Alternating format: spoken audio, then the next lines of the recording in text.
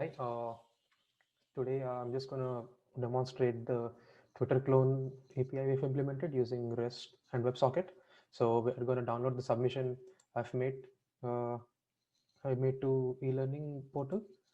Uh, so we're going to get this file. Then we are going to extract it to this repo, Workspace Twitter. I'm going to extract them all here. So we are going to open Visual Studio Code.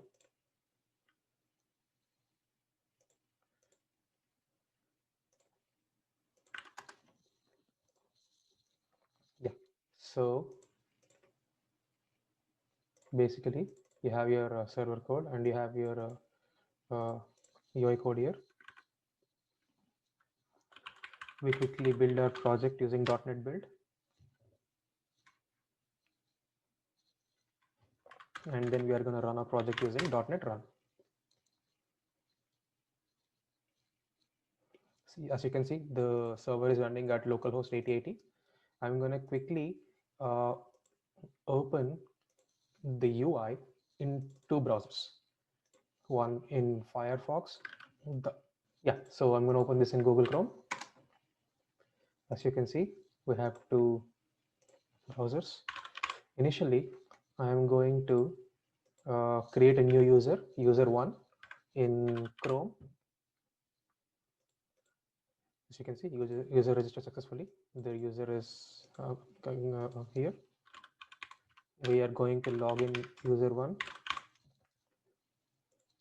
As you can see, once we click login, your post login, it will open this dashboard. Similarly, in Firefox, I'm going to create a new user, user2.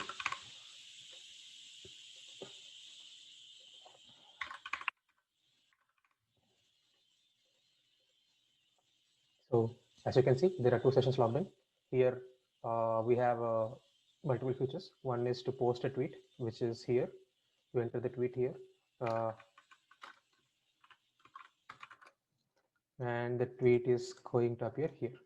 As you can see, the tweet has been registered. User2 has posted a new tweet, tweet does. Similarly,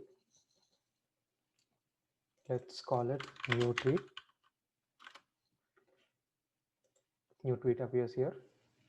Similarly, user1 could do his own tweets.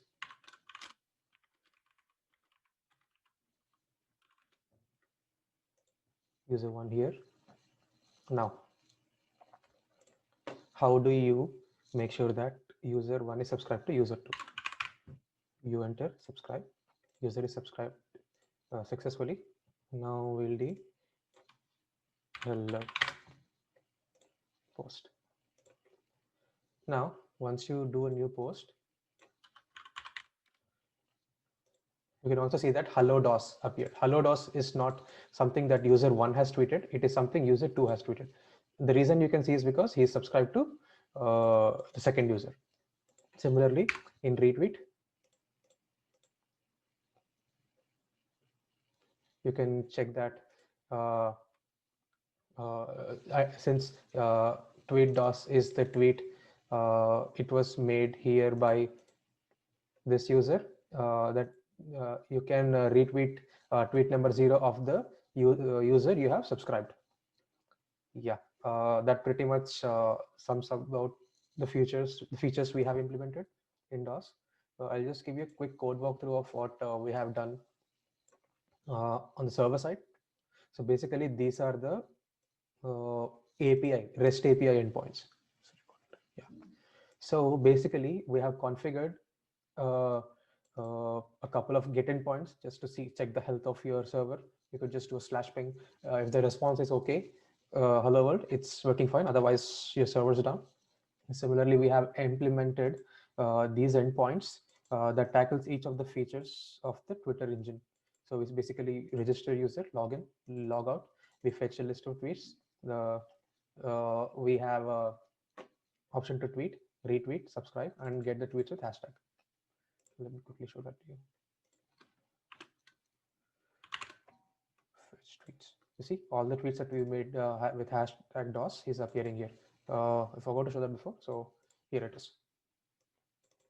Now, in addition to all these REST endpoints, which are basically HTTP endpoints, we also have a WebSocket.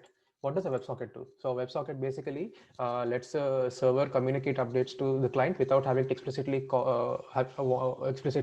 having to call the server again and again. We'll get into that shortly. So basically, if you want to check out register, basically take the incoming response object, convert that to a string, transform it into a request JSON. So basically, we have defined a request body type here, and your incoming data will be converted to this JSON request of this type request body, and it will be passed to this method which registers a user. And similarly, once the data is passed, once the user is registered, it will give out a 200 OK response. Before doing that, we set the response headers, these two in particular, to allow for cross-origin data transfer, and we set the response type to JSON. Similarly, we have written the wrappers for REST communication for login, logout, for posting a tweet, for subscribing, for retweeting, for fetching your tweets, for checking tweets per hashtag. Similarly, we have a HTML based UI that basically uses Ajax calls to implement a client or a front end for everything I've just described. Thank you. Similarly, like I showed you how the Twitter engine works, one key component that the Twitter engine has along with the HTTP based REST service is that we also implement something called a WebSocket. So basically, as you can see here, we are initiating a WebSocket at the beginning of a connection, but this connection will remain fairly open until the whole session is in progress. When you initiate a WebSocket between two processes or two servers or a client and a server, what basically happens is that the server can send up any kind of updates, in this case newer tweets, to the client without having to initiate a request from the client side. So basically, as you can see here, this is the WebSocket URL we have configured along with the REST services. So this basically checks the incoming message. It returns all the tweets that the user has done. As you can see here, the WebSocket needs to be initiated only once when we load the document, and it keeps on updating the data without having to do a REST request. As you can see, there is no REST request here. Opening the WebSocket once would suffice.